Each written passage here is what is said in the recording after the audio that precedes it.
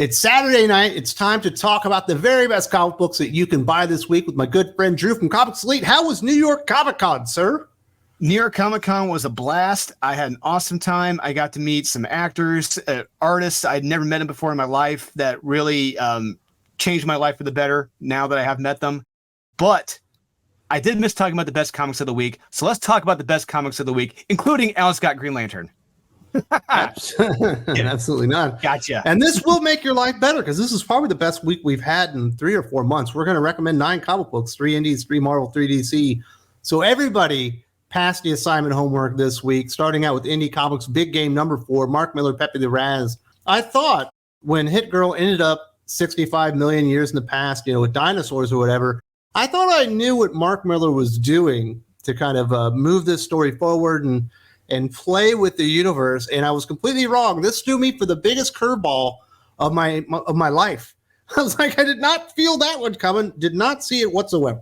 Yeah, and like I said, when we talked about issue 3 a while back when we did our review, we're reintroduced to the characters that Mark introduced around 15 years ago. Some of these people, and it was pretty cool seeing them again, especially the opening page. Yeah, so when Hit Girl is found by the powers that be in this past, they're able to see the future that she comes from and the people in charge, but the leader. Don't spoil it. But it's like it. Let's just say certain individuals aren't too happy. But so we transition back to 2023. The heroes are gathering together, take down the bad guys, but things don't go according to plan. Once again, I love the stuff, and I love the stuff with the Magic Order again. I love how they're just Cordelia is just like it'd be so damn easy to kill this bastard right now. Could do it right now, but like, no, you can't. He's not magic related. You cannot interfere. You can't do it. But they keep telling her eventually, someday he will fall. But and I love where they're building toward the end of this. It's gonna be an epic conclusion. This was just it's only 5 issues, but my God, every issue it's a double bang for your buck in every issue. If you're not reading this, what is wrong with you? Please support this, guys. Fix yourself. Pick up Big Game number 4. There's also a really good moment with Kick-Ass, which felt like the most Kick-Ass moment of all times. Yes. There's a big celebration and meeting, and everyone's there, but he didn't make it because something happened. Yeah, and I thought it was a great little character moment. Yeah, it was like you said, it was that little character moment, but it's very fitting for the character, and it was a heartwarming moment. It's like, oh, that's cute. It's like, and let's just say, maybe it's a good thing that did happen to him. He might not have been experiencing the Parker luck or Kick-Ass luck or whatever you want to say for it. So definitely be reading that when we got the finale. And Jim and I are actually going to do a wrap up of the entire Big Game event once that one's over. Another indie comic book that we definitely have to recommend, Oz Kingdom of Lost, number 2. David Wohl, Guillermo Fajardo on this one. This is one of those Zenoscope comic books. It was kind of an unexpected gem that I found. I was looking for something to recommend a while ago. I ended up reading the first issue, liked it. And I must say, the more that I see him, the more I'm falling in love with the Cowardly Lion as He-Man. Yes. I was going to say Lion-O. He's like Lion-O in this. He's amazing. I love it. This issue is just so kick-ass. And it's great seeing I love the silent, stoic Tin Man. He is so cool in this. But like they say, they tell him like, oh no, he's damaged. We got to fix him. But I love how he's just so stoic and silent. I love that. There's a great moment in this where they're in this patchwork type version of Emerald City, and there's a cute, fluffy little animal. Now, normally in DC or Marvel comic written by those hacks, there would have been zero twist, and they'd be seeing how Toad Storms it is. But nope. Yeah, we get a great twist with that. I love it. This issue is just so action-packed, so much adventure. You got stakes, you got heroics, sacrifices. This is honestly one of the best, if not the best, from Zenoscope right now. Honestly, please do check out this Diamond in the Rough, guys. Oz Kingdom of the Lost, number 2 from Zenoscope. You're going to really love this. And like you said, Lion. I want to call him Lion-O, the Cowardly Lion. He is a badass in this. I love it. Dorothy Gale does look like she works at Twin Peaks on the cover, but that is not what's on the inside. She's actually a badass magic wielder. Yes, she is. Yeah, she's like a Scarlet Witch in this. Yeah. The final indie comic recommendation is Rogue Sun number 16. Ryan Parrott, Abel on art on this one, obviously from Image Comics. We've been talking this up since the very first issue. I personally didn't really recommend this one this week. You actually did. I'm still enjoying it, but it's not quite up recommending because I'm kind of tired of Dylan being stuck in the Sunstone with his dad and grandpa and all these different versions of the Rogue Sun.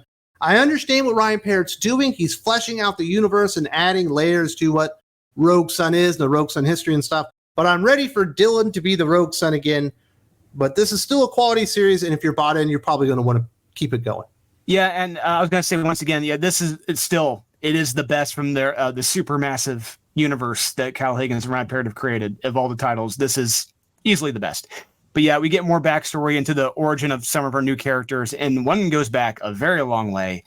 And we also see that the vessel of the Rogue Sun has now recruited a few not so good men to help him with his schemes or plans, if you will. We get a great conversation between Dylan and his grandfather, but it really feels Dylan's grandfather. It really feels out of place considering what he did to Dylan in the last issue, which is pretty shitty. His grandpa really tries to make up for it, but it's like, this family's pretty messed up. That's all I gotta say. It's not the best family, or probably near the bottom. But yeah, it's a really damn good issue. Once again, like I said, the best from the supermassive universe. Please do check out Rogue Sun, guys. They're building something here pretty special. Now let's move on to the big two, because we got a lot of stuff to talk about there as well, Drew. Marvel Comics, my biggest surprise recommendation this week, Spine-Tingling Spider-Man #1, Saladin Ahmed, Juan Ferreira. I guess this started out as one of those unlimited comic books. They've decided to spin it out into a regular, I don't think it's ongoing, I think it's a mini-series, but it's the art from Juan Ferreira that absolutely sells this bad boy. It looks absolutely amazing. I didn't know I needed a Juan Ferreira Spider-Man comic book. I'll say this, it's not so much a story yet, it's more like a concept and premise that is playing out before our eyes. You don't know why anything is going on, but Peter, nobody knows who he is. No one remembers who he is. He gets a text that says, hey, if you want to know what's going on, meet us at Grand Central Station, and he shows up. And things do start getting a little bit more scary. Yeah, absolutely. Juan Ferreira is a terrific artist for Spider-Man. And hopefully, I mean, after reading this issue and seeing his art in this issue, I honestly would not mind seeing him take over the main art duties on this main Amazing Spider-Man title someday, because he is really damn good. Yeah, like the story, it's a relatively simple, cool, and creepy story. Spidey goes to bed, wakes up, and like the Twilight Zone, he's the same, but everyone else is different. But and then we learn a little later on that there may be some creepy supernatural forces at play here. And I love the imagery we get later on, especially with the train conductor in this. It is very, very creepy art. Yeah, it's a great first issue, a great horror issue for Spider-Man, a shocking recommend for Saladin Ahmed. I mean, yeah, he wrote a comic this week without any lecturing, any bullshit or agenda shoved in. How about that? It's crazy. Let's see if you can go 2 for 2. Next time. But yeah, I do recommend Spine-Tingling Spider-Man #1, guys. This is one of the better Spider-Man titles this year. Honestly, check this out. Wasn't expecting that one, but I'm glad that it was there, and I'm glad I checked it out because of the art, and it stuck around for the story. So it definitely well over delivered on that aspect. Something that we have been enjoying: Incredible Hulk #5, PKJ Travel Foreman. We've been calling this the new best ongoing series in Marvel. This does nothing to change that. In fact, I would say the art from Travel Foreman is much better than in this issue than it was the previous one. I'm still missing Nick Klein, but there's a lot of really interesting stuff going on here. I thought Incredible Hulk was just going to be a Monster of the Week book, but you can see that Phil Kennedy Johnson is kind of layering it and getting ready to expand on what he's doing. There's a really vile moment where Hulk turns back into his Bruce Banner form, which I thought was absolutely revolting. Yeah. Looked very, very painful. I thought that was a pretty cool thing that we hadn't seen a whole lot in comic books. But there also is a pretty just heartbreaking moment where the little girl, she had lost her brother. She kind of blames herself, and this monster is using that to bait her. And even though she knows it's not her little brother, when it's all said and done, she's still like apologizing to him, saying how much she misses him and how bad she feels about it. And I thought that was really, really well done. And there's also, I guess, a test presented to Bruce Banner regarding the Hulk that I think really dials up the storytelling to another level here. Yeah, I love the stuff. I mean, there's a lot to love here, and one of those moments is between Bruce and the Hulk, their interactions, and I love how Bruce tells the Hulk, you know, you've been a hero before. Are you really going to let that girl die? Because the Hulk, for the longest time, he's saying, no, not helping, no, not doing this, no. But Bruce really calls him to the mat, and maybe the Hulk answers. We'll see what happens. But yeah, there's some great stuff in this. Like you said, great emotional moments between the girl and a certain departed figure. Yeah, I do love the art in this issue more so than the previous issue. And like you said, the the Hulk transforming back to Bruce, it looks incredibly painful. It got me at first. I'm like, what the hell is this? Like, oh yeah, he's changing back. We don't see that too often. And yeah, I love seeing that. This series, really damn good once again. If you, probably, like you said, the best series at Marvel currently. Moon Knight's a close second. But yeah, do check out Incredible Hulk #5, guys. This does deliver on the horror, the action, and the drama. And it does feel like he's starting to do a little bit more long-form storytelling, which I do think people are going to look forward to in Incredible Hulk. Speaking of Moon Knight, we are going to recommend Moon Knight 28, Jed MacKay, Federico Sabatini on this one. It's definitely picked up some steam here. I was getting a little bit bored with Moon Knight, but we're moving towards the last days of Moon Knight, the death of Moon Knight, and the action picks up. We've got the Black Spectre. We've got another demon going on. It's Moon Knight. It's Hunter's Moon. It's Tigra. And the vampire assistant that Moon Knight has or whatever, storming a building. And then a lot of interesting things going on here as we head toward a death that we know is going to happen. Also a relaunch with the exact same creative team, which is something I think is an enormous mistake. But I'm glad it picked up a little bit of steam here, and it definitely got more interesting. Yeah, this was a fun, badass issue, and from Jump Street, this issue just kicks it in with the adrenaline. I personally love the line from Moon Knight to 8-Ball when he describes to him when it'll be safe. I fucking love that line because I'm like, yes, that's Moon Knight. Loved it.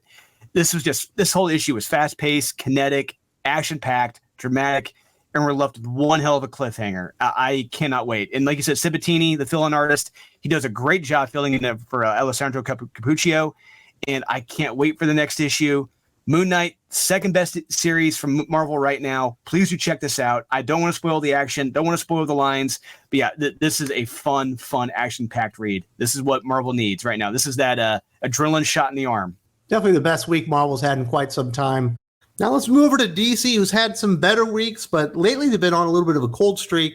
Wouldn't you know it, World's Finest, number 20, Batman Superman, brings it back, and this is the only comic book that I see competing with Big Game number 4 for Best Comic Book of the Week, Mark Waid, Dan Mora. We had a little bit of a little 2-issue filler arc going on. We knew that we were going to head back in to the Kingdom Come universe here. They explain it fully. It all makes sense. At least how it was discovered, the Flash is going through. He feels the signature vibration of Boy Thunder, realizes that he's discovered him, comes back and says, hey, I'm going to throw Superman and Batman on a treadmill, and you're going to run into it. A little bit ridiculous, but this is supposed to be taking place, I think, in the Silver Age of DC Comics. I was a little bit trepidatious heading into Kingdom Come universe returning to DC Comics, but I can't imagine it going any better than this. It absolutely was. And yeah, what you said, Silver Age awesomeness. You got the cosmic treadmill from the Flash.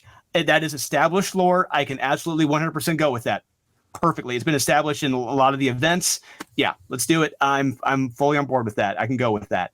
But yeah, once again, Dan Mora's art is glorious in this. When we see the Kingdom Come Flash in full motion in one of those early pages, I'm automatically sold 100%. I cannot wait to check out the rest of the pages in this book. And it's cool seeing the Flash take a larger role in this. I wasn't really expecting that, even though it should have.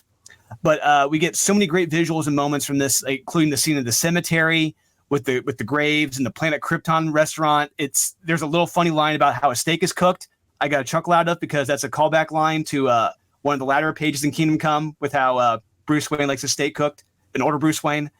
All of it's so engaging, mysterious, and a ton of fun. But there's a very unique thing about the Batman and Superman discover with this Earth 22. It's that they've never heard of the multiverse. So that's a fun little twist there with this Earth. I wasn't expecting that. But eventually our heroes, they do find Boy Thunder, but it may not be a pleasant reunion. I love this. I cannot wait for the next issue. This was so much fun. Please do check out World's Finest number 20. World's Finest is the best ongoing series from DC Comics right now. If you say I'm wrong, then hey, you're wrong. Sorry, not sorry. Oh, it might be just the best ongoing comic book period. It's definitely right up there. And I think this is reinvigorating some interest. Like I said, it had a little fill-in thing, but obviously this was the main event that they've been moving towards. Absolutely delivers, and I can't wait for the next issue. We're also going to recommend Superman number 7, Josh Williamson, Gleb Melnikov. I believe we also get some Dan Jurgens art as well as a third artist because it is a plus-size issue. Picking up once again on the Chained, this new villain that's out there, and he ends up taking on kind of like the Superman family, except for John Kent. We get the Superman of China for reasons I do not know. And they certainly build up the Chain guy as a formidable threat. We also learn his identity. He was actually a Striker's son that they must have done some experiments on, and his powers have gone haywire. He's definitely after Lex Luthor, and now he associates the Superman emblem with Lex Luthor because it's on like the Luthor Tower or whatever, which adds another layer of interesting things going on here. Was a little disappointed Superman freed himself so easily, but I quite enjoyed the issue until like the very end. There's some prologue stuff I did not like. Yeah, the first half of this comic, I got a lot to say about this issue. The first half of this comic with the Chain and the Super Duper family fighting each other in Metropolis was terrific. But yeah, why was Superman of China here? Did you get the Doc Ock thing to where he's like Doc Ock but with chains instead of arms? Yes, I did, and it is what it is. It's I could kind of go with it. It's fine, but it wasn't terrible. It was a choice, but I think it's cool. A lot of questions. Like, I mean, we're focusing on Perry White here as mayor. It's like, oh, okay, sure, but why is Superman of China here? Is just there's some odd choices in this book that I don't understand why they're made.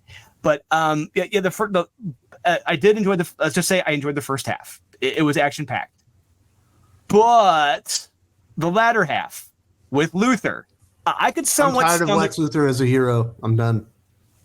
Exactly, but I can somewhat stomach him having a secret sister locked away for years, but the fact that he has his mother is suddenly alive and has an obnoxious hipster teenage daughter, and on top of that, later on, we find out there's a Lobo family. I want to pull my luscious hair out of my head.